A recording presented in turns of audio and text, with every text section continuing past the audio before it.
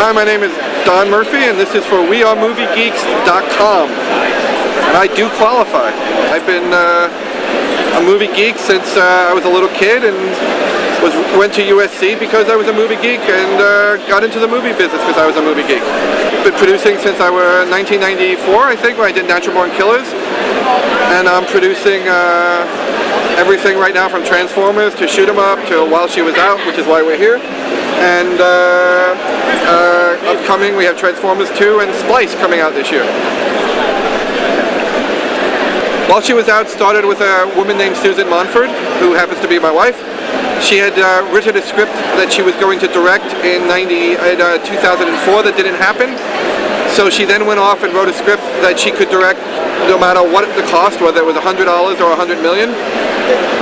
That script was While She Was Out, which was set in a forest on one evening, Christmas Eve, the worst Christmas Eve ever. Kim Basinger is a housewife in an abusive relationship, and she goes out to get away from her husband on Christmas Eve to get some wrapping paper. While she's out there, she leaves a note on a car.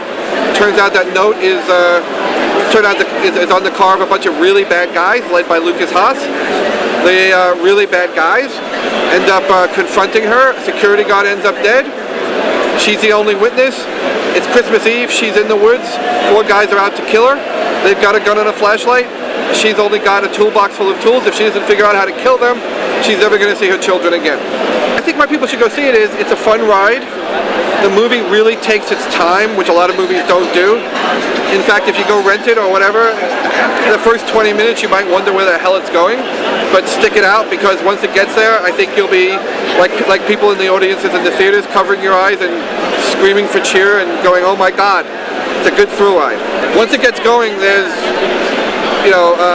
screwdrivers in the ear and lug wrenches up the nose. It's pretty violent. My friend, who's the king of horror movies, Guillermo del Toro, also produced it with me. So I think it's horror movies are perennial. People always say this boom has bust or has something, but I think horror movies are in great shape right now. This year alone, you've got Unborn, which is going to end up being a big hit, and My Bloody Valentine, and even mediocre films like Uninvited are doing okay. Anchor Bay. Well, Anchor Bay has been the perfect company for this film, because they don't get involved in a lot of films, and when they do, it's all about tender loving care, TLC. The only advice I ever give anybody whenever I'm asked for it is tenacity needs to be your middle name. You will have doors shut in your face by losers over and over and over again, but if you believe in yourself, you will prevail. Shoot 'Em Up 2, I would be surprised, but I'm doing it because the film studio that made it, New Line, is gone, really. But I'm working with the director on something else right now that we're in the early stages of, but it's equally crazy. It's what if you did a movie that was like a big spy movie, but it was set like actually in James Bond world, where everybody just was used to the fact that right now in the middle of the convention people start shooting each other and hot girls run around in outfits, and that's the easiest I can tell you right now. We're not there yet. Okay, do you have a title? No. Okay. Okay, thank you very much. Very cool.